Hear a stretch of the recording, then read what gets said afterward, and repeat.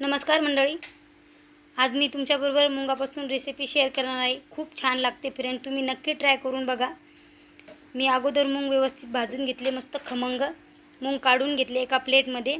कढईमध्ये तेल टाकलं फ्रेंड, 1 चम्मचभर. तेल गरम झाल्यानंतर मी लसूण कट करून टाकला, 1 कांदा कट करून टाकला, 1 टोमॅटो टाकला, थोडी मिरची टाकली. तुम्ही तिखट कमी जास्त करू शकता. थोडं लाल तिखट टाकलं अर्धा चम्मच मी हळद टाकली. व्यवस्थित मसाले तळून घेतले. तळून घेतल्याच्या नंतर मी एक मोठा तांब्या भरून पाणी टाकलं. पाणी जरा आपल्याला जास्तच टाकायचं आहे फ्रेंड. थोडं चवीप्रमाणे मीठ टाकलं, थोडी हळद टाकली आणि आपल्याला उकळा आल्याच्या नंतर मूग टाकायचे. उकळा आला आता मी त्याच्यामध्ये मूग धुवून टाकायचे आणि झाकण ठेवून आपल्याला शिजवून घ्यायचे फ्रेंड.